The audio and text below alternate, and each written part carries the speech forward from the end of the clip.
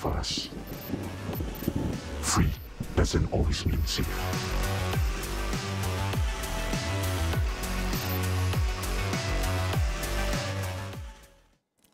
Piracy isn't what it used to be. It's no longer tucked away in obscure corners of the internet. It's now embedded in the apps we use every day. From social media feeds to messaging groups, illegal content is just one click away. But beyond the obvious revenue loss, piracy is quietly eroding the foundation of Malaysia's creativity economy, from strengthening jobs, stories, and even the future of the local content. And today, we speak with Euan Smith, Group CEO of Astro Malaysia Holdings Berhad, to unpack the evolving threat of piracy in Malaysia. I want to say thank you very much, Euan, for joining us. Good morning. How are you? Good morning. Very good, thank you. All right. For one of the important and critical and timely topic to discuss about piracy in Malaysia, firstly, I want to start with Malaysia. How serious of piracy in Malaysia today compared to 5 or 10 years ago? Is it evolving or just in a new form? I think you said it in your opening. Piracy has moved in the last 10 years from being, in torrent sites, in obscure corners of the web. It's now part of everyday life, whether that's on the social media platforms or that's on the TV boxes, the illegal sale of TV boxes, or apps that get downloaded onto people's phones. I think if you look at the stats, most recent stats say that something like 38% of all illegal pirated content now takes place over YouTube, TikTok, Telegram, Facebook, which is a huge amount, a significant increase. And that number at the Southeast Asia level is actually about 51% across apps that we use every day. Quite a lot of numbers. Huge. And what does piracy mean for average Malaysian consumers? Is it really that harmful? Maybe to a certain level of audience, maybe the younger generation, the harmful effect of understanding, maybe to this level, but maybe to the older generation, maybe they understand this is a very dangerous. Maybe you can share your perspective. The thing about, you have to wonder, why are people choosing to create and distribute pirated and illegal content? And unfortunately, all the evidence says it's organised gangs, organised groups that are doing the majority of it. Now, why would you do that? It's because piracy and providing illegal content is a thin end of the wedge. And effectively, what these apps and these boxes that you're putting in homes do is they expose you and your family to an incredible number of cybersecurity risks. So these are the same apps and the same boxes that you're buying there, or when you're streaming to a website, these guys have phishing going on in there, there's identity theft, there's a huge amount of malware, etc. in there. It's no surprise, well, it surprises me that people happily invite these type of products into their lives that aren't safe, and then get surprised when they are subject to identity scams or theft, or their family is accidentally clicking 2 dots away from illegal pirated content and suddenly find themselves on a gambling site, or a pornographic content with no vetting coming into the main living room.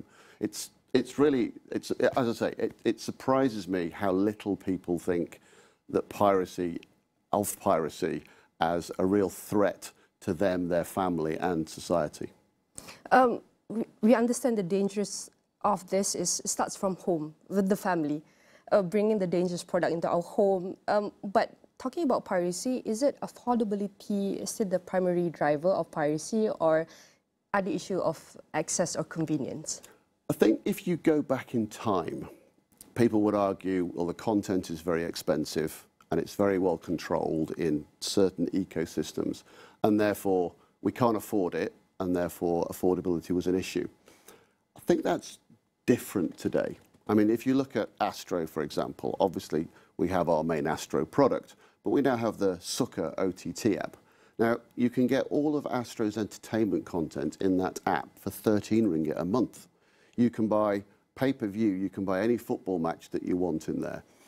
Other platforms that are in the market, such as the guys at View or the guys at iQIYI, they're all sub 10 ringgit for their product. So I don't think anymore it's about affordability. And in fact, when you look at the latest consumer trends, 72% say that they'd be happy to pay for content. It just happens to be that they use the pirated apps. Yeah, and so I think that affordability is no longer the main key and the main message. I think there's it's a lack of understanding of two things. One is the threat to you and your family. It's an ease, and it's the ease of being able to get pirate apps and the like, because they are absolutely everywhere. And I think it's also a lack of awareness about how damaging this is to the economy. And what does kind of long-term damage does piracy does to Malaysia's media and even economy? So I use this analogy a lot. So I think quite often people think, well, it's just a pirate stream and I just take the content, and it's victimless crime almost. So I'm watching it, I'm not paying for it, but it's victimless. So the analogy that I use is of a mamak. So you and your friends, yeah, you go into the mamak and you look at this buffet of all this food that's available, roti canai and nasi lemak, etc. Yeah, and behind the counter is somebody serving the food, and behind them is a cook who's paid for and bought the food, and there's an owner of the shop who pays the lights and etc. and pays the table, etc., etc., pays all the rent, pays their tax, and you go in and you take all these various bits of food that you want and you sit down, having taken the food that you want, and you eat the food. Do you just then walk out having consumed the food? No, you don't, because you know it's illegal. And because you know there's a consequence for you having done it. And the consequence is you may get arrested, yeah, and get into trouble through the criminal process, but also you're able to look at that server and look at the cook and look at the guy that runs the shop and say, this is their livelihood. And if I just take whatever I want and steal it, then they have no livelihood. Them and their families suffer. Now, it's exactly the same in the content industry, but the server is a cameraman. Yes. And the cook is perhaps you, yeah? And the guy running the shop is perhaps somebody in a creative team or a finance team, yeah? Who's all invested in, and their livelihood is all about making great content that people will buy. Why would these people be able to, how would these people be able to continue in business? How can companies like Astro, like Media Prima, continue to pay for this industry and pay for all these people if people are just stealing all the food all the time? And our advert that we've put on now kind of tries to bring that point home, because I do think that society doesn't realise that, you know, what does it actually mean? If this carries on, eventually there's no point in anybody actually buying and making content, because you can't actually make any money from it, yeah? Your family can't actually make any money from it. So what happens then? So you just don't have any Malaysian content anymore.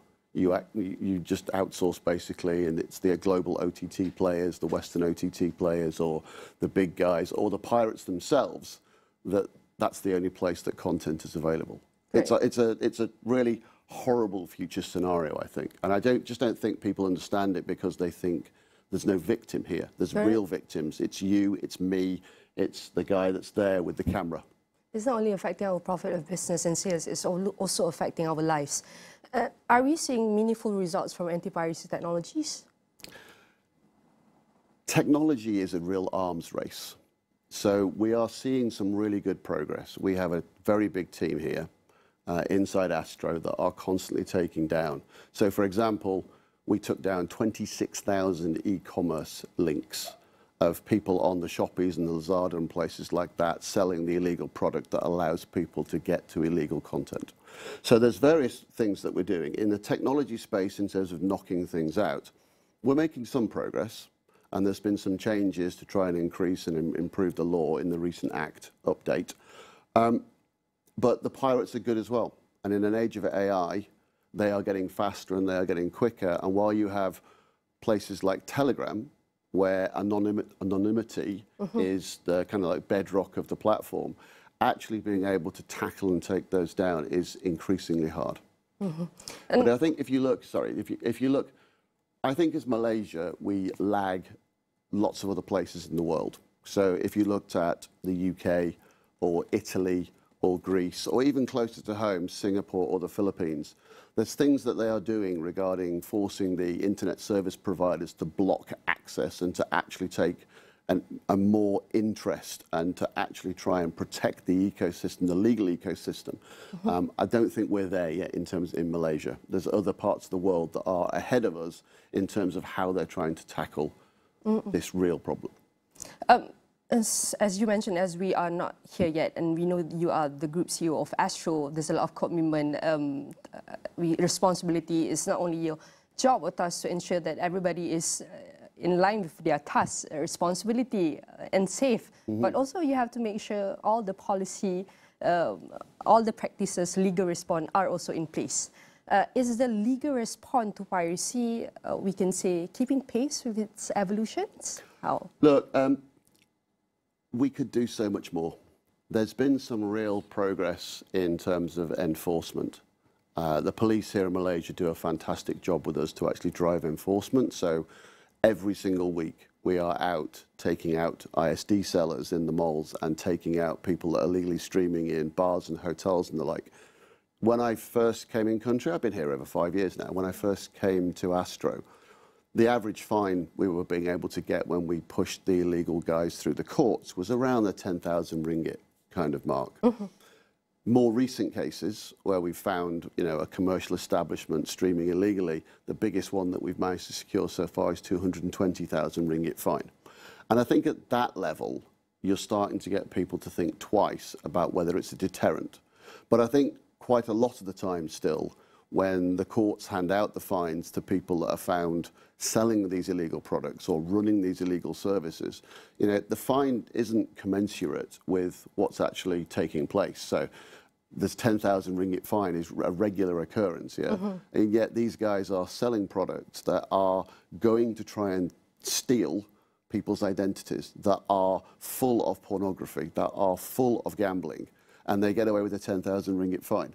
That just doesn't, it's not enough, because the next day they'll set up in business next door or in somebody else's name, and off they go again, they start again.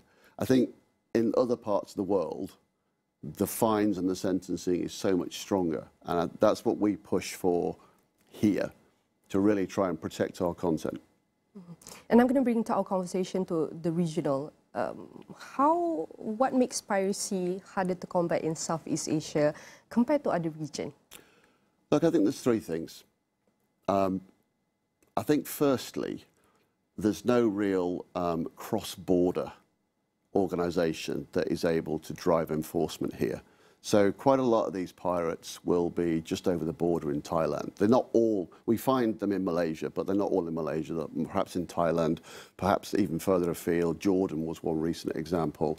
There's some in China, they're in Lebanon, they're in Slovenia, they're in the US even. So, and here there's no enforcement that allows us to very quickly work cross-border. Where I'm from originally, I roll the clock back 15 years, in Europe, FACT is very good at sharing information and taking out these networks. So I think that's the first thing. I think the second thing is about this education piece, is there's a piracy is clever mentality because it's what my next door neighbour does, so I'd be silly if I didn't do it, and I think that whole education piece about piracy is actually theft and the very real threat to people that are trying to make content legally, like the Astros and the Media Primas and the RTMs and the TMs, We're all trying to make it legally, but we're all individual voices. And I'd like to have, both at the national and the regional level, a much, much stronger voice saying, this industry is fantastic. It deserves protecting. We have an enormous amount of brilliant people writing content, making content, delivering content, and we are threatening it. It's the contribution to the economy is just under 3% of GDP, that we have, We employ about 100,000 people across this industry, not just Astro, 100,000 people across this industry, We have this huge network of actors and singers and this really vibrant, vibrant content industry, and yet it shrunk in terms of headcount by 36% over the last few years. And that's a direct result of we can't afford to keep making and keep paying the same as we used to, because so much of what we make is not being paid for, it's being pirated. And you also, for one of the leaders in the media industry, what some of the mindset that you're going to be driving or push forwards, probably in the next 5 or 10 years, because we know that the 5 or 10 years of piracy issue is different and it's evolving now and maybe become more dangerous, but what kind of mindset we can bring forward so we can be more prepared in facing piracy? Well, one thing is on us, which is technology. And it's despite having to live in ecosystems such as the Android ecosystem, because the Android ecosystem is everywhere, it's on us to find cleverer ways to actually protect and make sure the content can't be stolen, despite the fact some of the things are a bit difficult for us to manage because they're done by US companies, Chinese companies as well. So that's the first thing. The second thing is to keep pushing that this is not an Astro problem.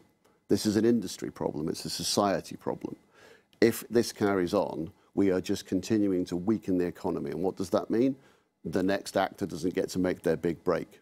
Yeah. The next news presenter doesn't actually get to make their break. Yeah. The next cameraman doesn't get paid, etc., etc. So I think it's all about education and the awareness. Yeah. And then the third thing is all about getting the regulations, both local country and at regional level, in place that really gives us some teeth to properly go after these illegal cartels, these illegal groups that are using piracy as the thin end of the wedge, as I said, but actually what they're driving is malware, scams, identity theft, prostitution, gambling.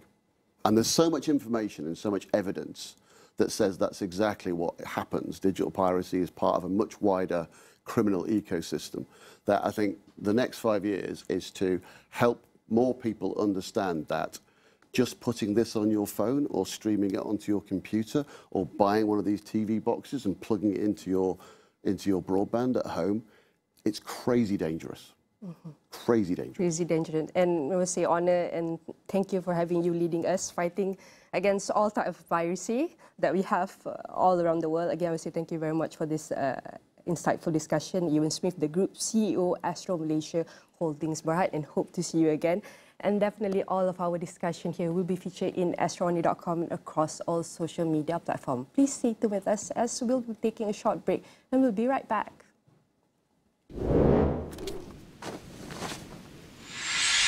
Lara.